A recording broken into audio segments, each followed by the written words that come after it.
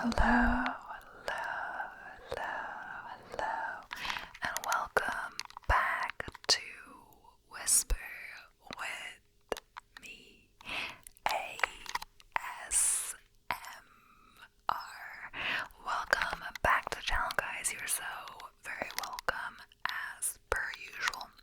If you haven't subscribed already, please make sure to do so, as well as links to buy me a coffee and channel memberships in the description if you want to learn more about those. But yeah, welcome back to the video. I've already filmed one video today, so I'm just going to straight into the second one, trying to get done because I'm doing a race today. I want to get my lunch in because it's an evening race, so I want to give that plenty of time to digest before the race, and just we'll see what I end up doing before then. There's still a while before I have to leave, but not like really long either, so I want to get done with the filming for the day. So yeah, so today we're doing facts about like world leaders or weird world leaders, really. I might do a different one with celebrities and their time, etc. I'm going to be doing a lot of filming in the upcoming week, so gotta keep the ideas fresh, etc. So it says today, the description is today we're looking at the world's naturally nutty leaders and the sides of them that you'd never expect. So recently America became subject to a president so embarrassing and so unlike what we've come to expect from a politician that many people thought he had to be the most deranged leader of all time. Today we're looking at the world's truly nutty leaders and the sides of them you'd never expect. And of course they are talking about Trump, but of course you know that Trump could get elected again this year even. What is going on? But yeah, so Adolf Hitler, of course, is the first one. Hitler was a surprisingly big fan of the novels of Karl May, Wild West stories about a noble Apache chief named Winnetou. He liked the books so much that he made his generals read them and criticize his men's lack of imagination, saying they should take creative ideas from the books. It's unclear what ideas Hitler got from the books, as Winnetou and May were both pacifists. Next up is Winston Churchill. Churchill enjoyed being naked. Staff kept stumbling on him naked, and he insisted on remaining naked while in his room when visiting the White House. When FDR walked in on him nude on another occasion, he said, "You see, Mr. President, I have nothing to hide." Kim Jong II. So there's a ton of, I think it's a second, I don't know, because like it's weird. There's like one Roman numeral on this one, like another one that looks more like a one. It doesn't look like two in a row, but I'm not sure.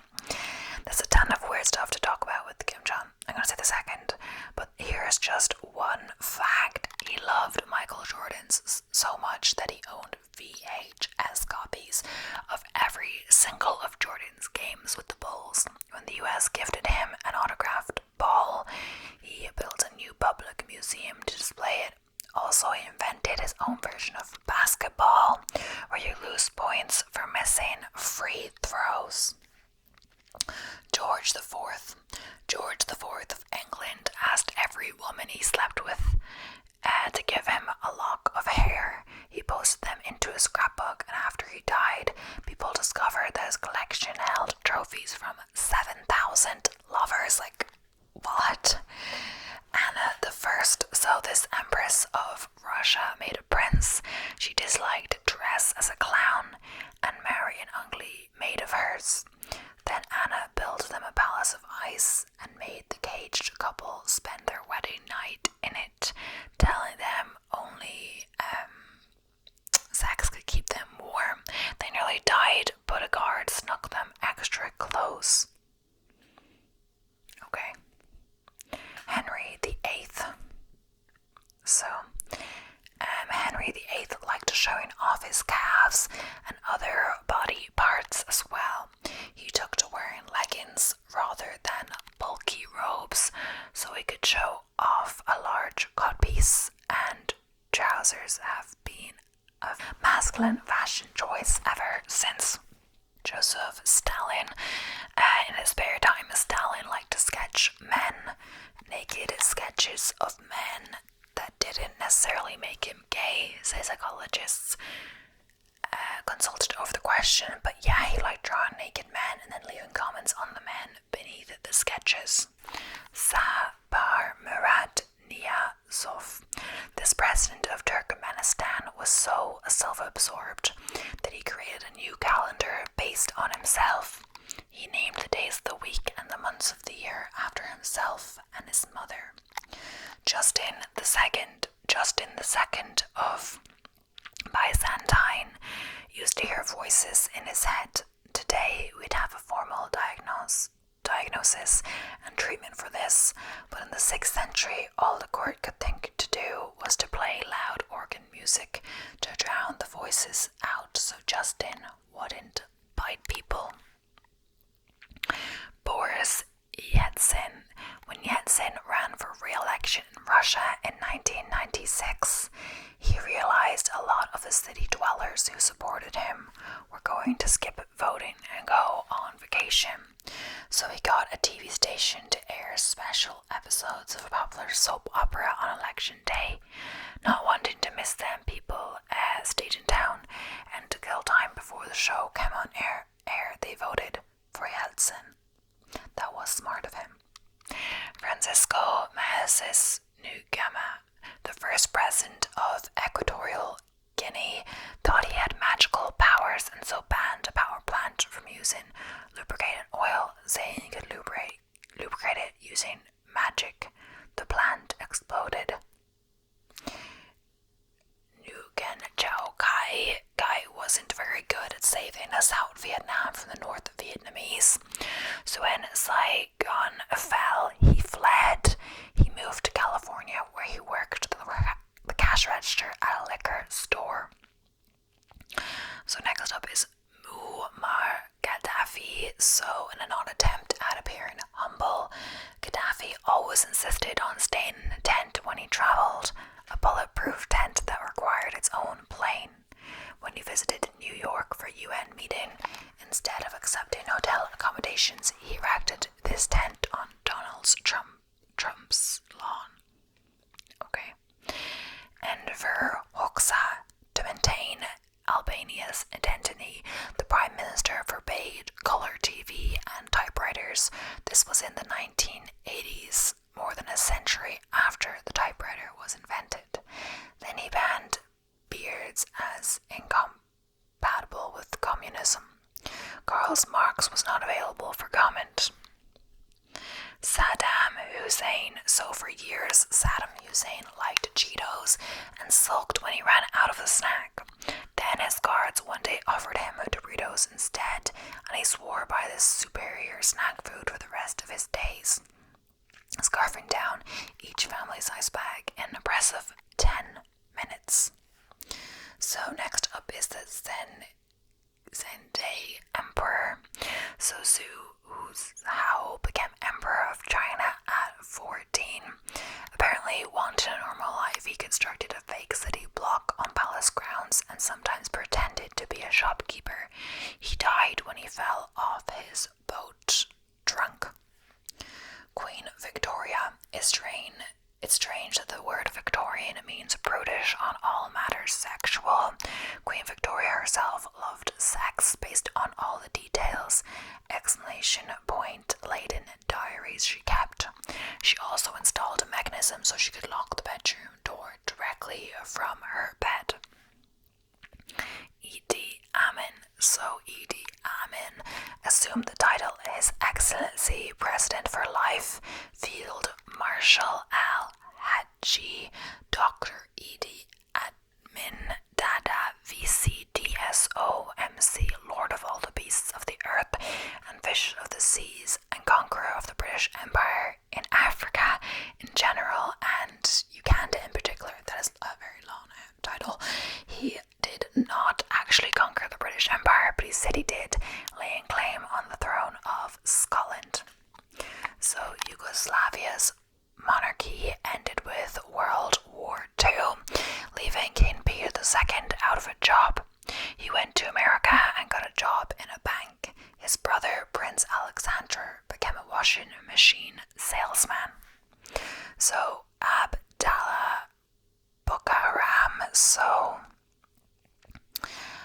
Abdallah Bucaram became president of Ecuador in 1996. Despite the above mustache weirder, he actually wanted to be a pop star, so released an album called A Madman in Love while he was still in office. So next up is Nicolae Ceausescu. I'm not sure he said it's a Romanian name. Romanian President Nicolae Ceausescu was convinced that someone might be trying to poison him through his clothing, so he wore each set of clothes just once, then sent them to the incinerator. Staff kept a year's worth of clothes on hand, each suit hermetically sealed in plastic and stored in a warehouse. Kim, the second son, according to the official record. So I think what it is Roman numerals for the second. But this article, there's something wrong with it. So they don't look identical, the two ones. So it's a little confusing. So North Korean President Kim, the second son, participated in 100,000 battles during World War II. Over the course of 15 years, that's 20 battles a day, and is particularly impressive because sources outside North Korea say the war only lasted 6 years. Okay. Mustafa I, before he became Sultan of the Ottoman Empire, Mustafa's brother locked him in his room. Then when the time came to ascend, Mustafa refused to leave the room. Men had to drag him out using a rope. Mustafa had them all executed, then retired to the room once more. Radovan Karadzic, as president of the Republic of Srpska during the Bosnian War. Radovan Karadzic was guilty of a whole bunch of war crimes and a fair bit of genocide, so he went into hiding afterwards, adopting the name Dragan Dabik as a new age health guru. He landed a contract with the Connecticut Vitamin Company before people discovered who he really was. So Qin Gushan, this Chinese king from the 6th century, had a great strategy for intimidating opposing armies. He'd send a line of unarmed soldiers, actually convicted criminals, to face them. Then these soldiers would take out knives and slit their own throats. Next, he'd send another line to do the same thing. Then the actual army would attack the baffled enemies from the rear. Okay. Christian the Seventh. So court physicians worried the Danish king. So Ludwig II. So you might have seen photos of this Bavarian castle, a major inspiration for Disney. Its builder, King Ludwig, also constructed 2 other giant palaces that he had no intention of actually living in. This put the crown in debt, and his enemies used it as an excuse to declare him insane. So,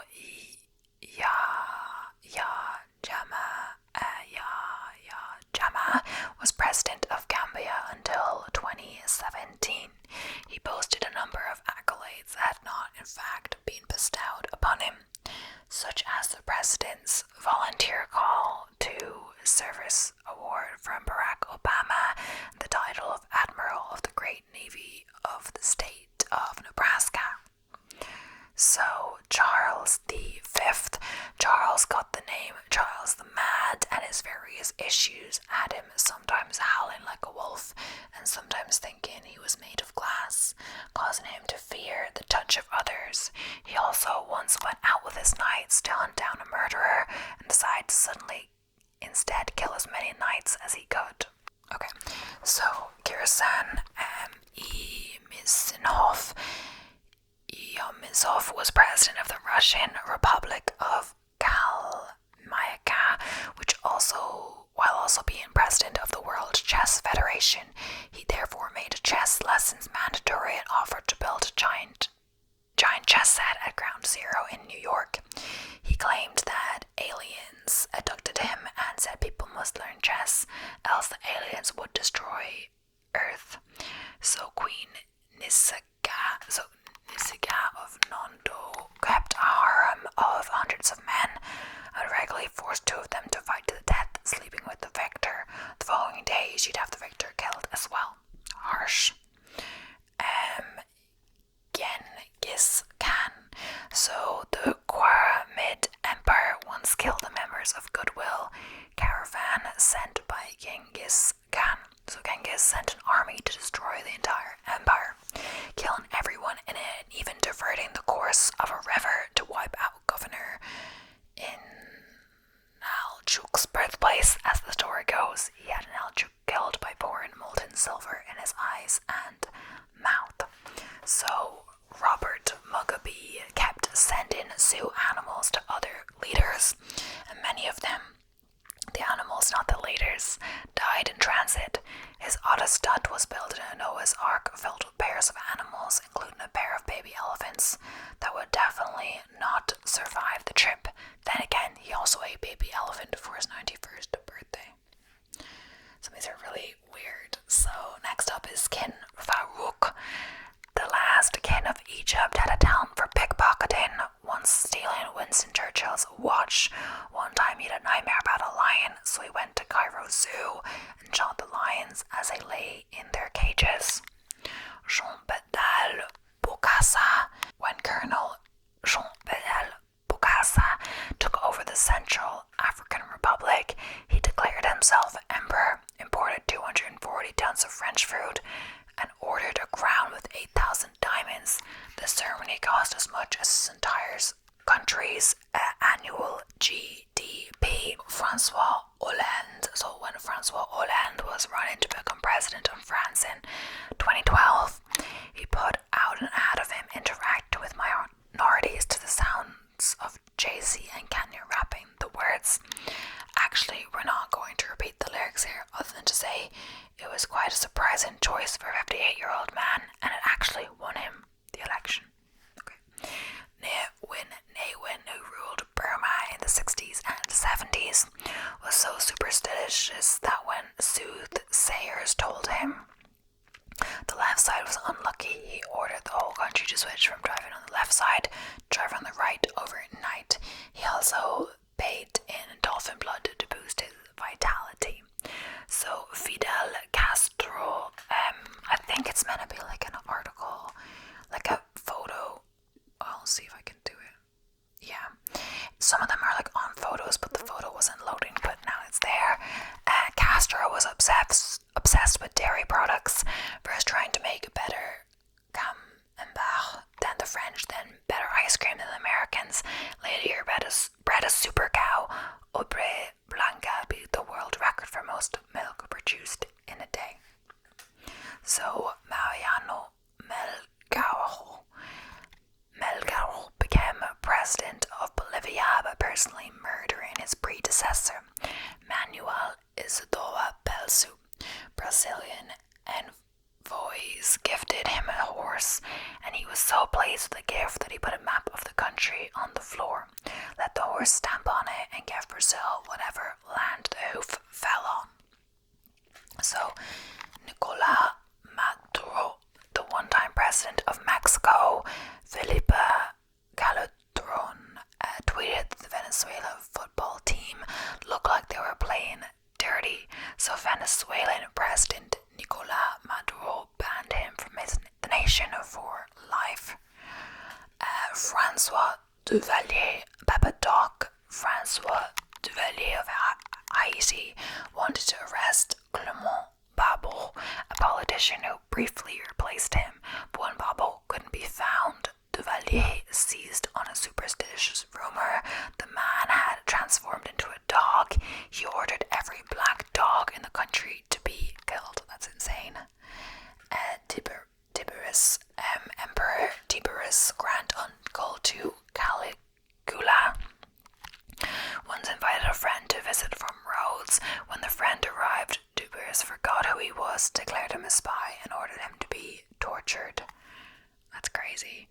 Rafael Trujillo, the dictator of the Dominican Republic, received more votes than the country had voters, which raised some questions about the legitimacy of that election. He answered those questions by appointing his 3-year-old son as colonel and hosting a year-long festival to make his daughter queen. Like, what? Valentin Strasser. In 1991, Strasser became the world's youngest head of state when he gained control of Sierra Leone. When that didn't work out, he moved back in with his mom. Vladimir Putin. So a 5'7" man who speaks in a high-pitched voice. Putin plants many false stories to exaggerate his strength. This photo, according to Russian media, showed Putin tranquilizing a wild tiger before it attacked photographers. It was really a zoo tiger. The whole shoot was staged and the cat died afterwards. Mobutu. This Congolese dictator forbade the news from mentioning anyone but him by name. He also banned anyone from wearing leopard print hats, anyone but him. He liked the hats himself and claimed the cane he carried needed the strength of 8 men to lift. Alexander Lukashenko. To prevent crowds from getting too riled up and sparking any inconvenient revolutions, Belarusian head Alexander Lukashenko banned applause in 2011. He arrested thousands for the crime of applauding, including one man who had only one arm but was still found guilty. Tan Shui, in 2005, on advice from his astrologer, Tan Shui moved Burma's capital from Rangoon, now called Yangon, to a spot in the jungle 200 miles away. The new capital, Naypyidaw, did not have electricity or running water at the time, and as usual, apologies for all the mispronunciations. I'm finding these ones hard in this one. King Tut, so Tutankhamun had just about every deformity people could have back then without dying. The cause of all this possibly being the product of several generations of brothers breeding with their sisters. That's heavy inbreeding even by royal standards. Frederick William I of Prussia wanted an army of tall men. He quickly ran out of willing recruits tall enough, so he took to invading neighboring countries and kidnapping tall men from there. He made them into a special army division called Potsdam Giants, but he figured they were too valuable to actually fight, so instead ordered them to march in his bedroom. Michael I. After the Soviet Union took over Romania, King Michael fled, carrying 9 cases of gin and 3 shotguns. He became a pilot in Switzerland and also raised chickens for a living. Still, he ended up better off than sister-in-law Princess Jean, who was arrested stealing a car in New Jersey and couldn't afford bail. Edward VII, so Victoria's... So now we're moving on to the next article. Hopefully there's not too many repeats. It said Spy magazine once sent some of the world's richest people checks of 13 cents to see who would cash it. The only people to do so were an arms dealer and Donald Trump. According to a report by Splinter, writers of Spy magazine, the idea to prank the rich in 1990, they created a company called National Refund Clearinghouse and opened its checking account. First, they sent a check of $1.11 to 58 well-known people, including Henry Kissinger and Donald Trump. Out of the 58, only 26 cashed the check. But the writers had further plans as they repeat the same experiment with 64 cents to those remaining 26 people. This time only 13 of them cashed it. Finally, they sent checks of 13 cents to those 13 people, and this time it was only 2 people, an arms dealer called Adnan Khashoggi and Donald Trump, who cashed it. I don't know. You could think they're money greedy, but you could think, the cents add up. I don't know. Queen Elizabeth II is a trained truck mechanic and driver. Elizabeth, at the age of 18, joined the Women's Auxiliary Territorial Service service during World War II. Known as Second Subaltern Elizabeth Windsor, she was trained in London as a mechanic and military truck driver. She is the only remaining female member of the royal family to have worked with the armed forces, also the only living head of state who served in World War II. So, but yeah, obviously this article is written a while ago because Queen Elizabeth II, of course, she died in 2022. So, like a year and a half ago. So yeah, this was obviously older than a year and a half then. So Abraham Lincoln was inducted into the Wrestling Hall of Fame. So not many people know about the fact that Abraham Lincoln was a wrestler as a young man. Not only that, he was defeated only once in approximately 300 matches. According to history, Carl Sandburg says in his biography of Lincoln, he once challenged an entire crowd of onlookers after dispatching an opponent. I'm the big book of this lick. If any of you want to try, come on and wet your horns. There were no takers. Lincoln's grappling exploits earned him an outstanding American honor in the National Wrestling Hall of Fame. Next up, so Donald Trump tried to sue an author for $5 million because he called him a millionaire instead of a billionaire. Oh my gosh. According to the Hollywood Reporter, Trump filed a $5 million lawsuit in 2009, which was against the author Timothy O'Brien, who wrote a book called Trump Nation, The Art of Being Donald. The book mentions 3 unnamed sources who estimated Trump's net worth between $150 million to $250 million. However, later the court dismissed the defamation lawsuit by saying that Trump was not able to prove that Timothy committed an actual crime. Imagine, former US President Barack Obama is the first president to set up a Twitter account. The first Twitter account of US President Barack Obama was launched on March 5th, 2007. It's among the top 10 worldwide in both followers and followed. During his 2008 campaign, it was the world's most followed Twitter account. Although his staff at the White House did most of his tweeting, Obama became active on the account in June 2011, beginning with the Father's Day message. Being a father is sometimes my hardest, but always my most rewarding job. The current president of China, Xi Jinping, lived in a cave for a while after his father was purged from the party. And I'm probably pronouncing these wrong again. So after Xi's father was purged from the party, he went to the countryside for re-education and hard labor. You'd be surprised to know that Xi, the current president of China, once lived in a cave for around 7 years and also worked on a farm until a government program allowed him to attend university. Today, the cave he once called home is a tourist attraction. So, the initial S in the middle of 33rd US President Harry S. Truman doesn't mean anything. Yeah, we did this in the US President's videos. I'm going to skip that one. Adolf Hitler was nominated for the Nobel Peace Prize in 1939. I might have heard this, I'm not sure. I'll say it anyway. As likely as it may seem today, in 1939, Adolf Hitler was nominated for the Nobel Peace Prize by a member of the Swedish Parliament, E.G.C. Brandt. Apparently he never intended the nomination to be taken seriously. However, his satirical intentions were not well received, and he withdrew the nomination in a letter dated 1st of February 1939. When Indira Gandhi was 5 years old, she burned all her dolls because they were made in England. Indira Gandhi's father, Jawaharlal Nehru, was one of the leaders in the fight for India's independence, so it was natural for her to become a supporter of the struggle. One tactic of India's nationalist movement was to reject British products.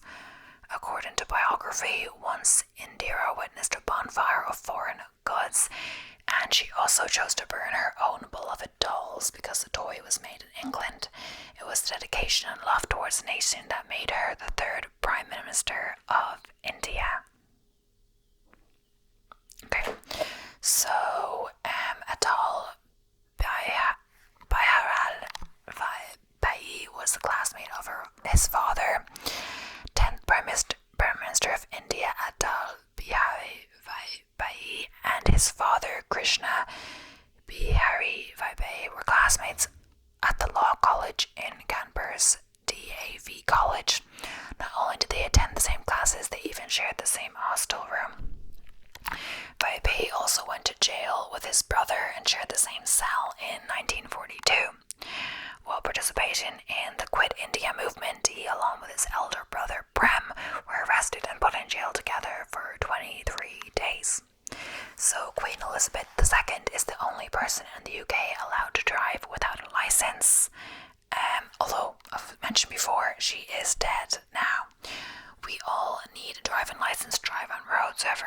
Elizabeth could legally drive on public roads despite never having passed a test for driving license, as they are given out in her name, states the British law. She also not required to have a number plate. This privilege also extends to her immediate family members, though that seems like dangerous unless she did driving practice and all of this. That seems really dangerous, you know. There's a reason people are meant to have driving license. It's not for inconvenience, obviously. It's so inexperienced drivers or people with not proper training aren't out on the roads either to harm themselves or others, you know. In 1856, Abraham Lincoln gave a speech so captivating that every single reporter forgot to take notes. On the 29th of May, 1856, Abraham Lincoln gave a speech at Mayor's Hall in Bloomington, Illinois. Can't be found everywhere. It can't be found anywhere. There is no transcript of the speech in existence, and the content could only be guessed at. The speech is known as Lincoln's Lost Speech. It was said that the reporters laid down their pencils, didn't take notes, as they were hypnotized. It is also possible the text was deliberately lost because it was about the condemnation of slavery. The speech was delivered at the anti-Nebraska Bloomington Convention that culminated with the founding of the state's Republican Party. So, Margaret Thatcher may have helped invent soft-serve ice cream. According to Grunge, former Prime Minister of England, Margaret Thatcher helped in making the soft-serve formula while working at Britain's J. Alliance and Company, where she and a team of researchers found a way to reduce the costs of making ice cream by adding more air to it. However, very shortly after Thatcher's death in 2013, writers at the New York published a piece that claimed Thatcher's involvement in inventing soft-serve ice cream was more of a myth. So, Catherine I of Russia made a rule that no man was allowed to get drunk at one of her parties before 9 o'clock. There were a lot of weird rules implemented in history. Catherine's alcohol rule is one of them. According to Amo Life, it is said that she made a rule that no man was allowed to drink at her parties before 9. So, Joseph Stalin wanted to be a priest. Before Joseph Stalin indulged in politics and became General Secretary of the Communist Party of the Soviet Union, he wanted to be a priest in the Russian Orthodox Church. He even went so far as to attend the Tbilisi Theological Seminary on a full scholarship. Think about how history would have turned out if he'd become a priest. Theodore Roosevelt was the first president to fly an airplane, ride in an auto car while in office, and dive in a submarine. In 1910, Theodore Roosevelt became the first U.S. president to fly an airplane.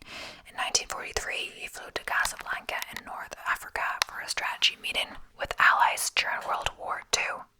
Not just that, Roosevelt was the first president to own a car, the first president to be submerged in a submarine, and the first to have a telephone in his home. So, George Washington had only one original tooth. By the time of his inauguration, George Washington, first U.S. president, started losing teeth in his mid-20s.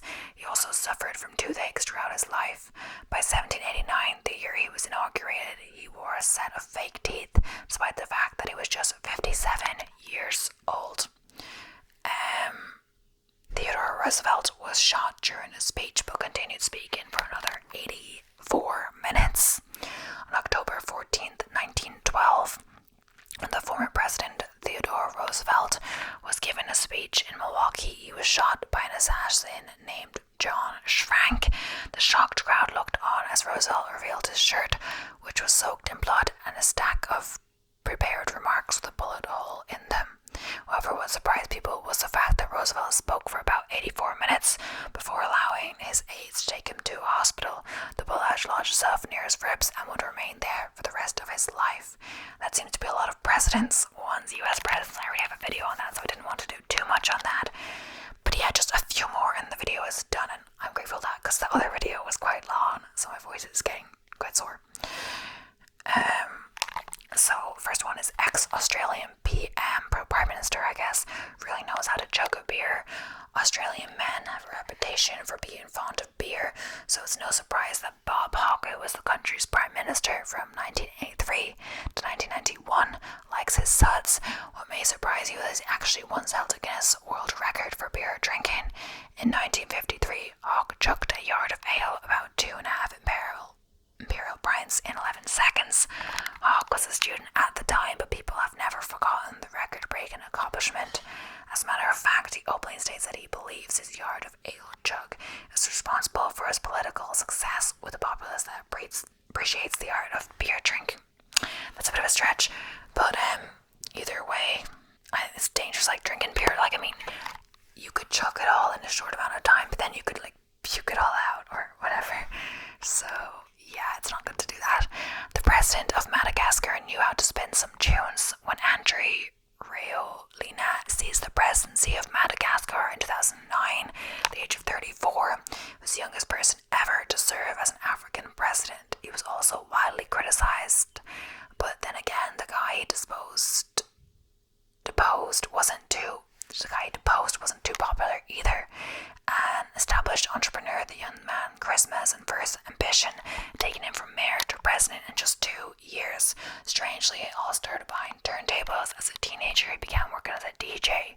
It gave him some start-up capital and sparked his interest in exploring the world of business, from which he eventually branched into politics. So, Mikhail Gorbachev is a Grammy winner. So, as the final leader of the Soviet Union, Mikhail Gorbachev's policies paved the way for the end of communism in Russia. For his efforts, Gorbachev received numerous honors and awards, including the Otto Hahn Peace Medal and the Nobel Peace Prize. He even received the first Ronald Reagan Freedom Award, something no one would have seen coming 10 years earlier. But his most unusual recognition must have been the Grammy Award accorded to him in 2004. The category was Best Spoken Word Album for Children, and Gorbachev won for his work on a recording of Peter and the Wolf. Who else shared that Grammy with him? Fellow voice actor and former US President Bill Clinton. So yeah, that is the end of today's video.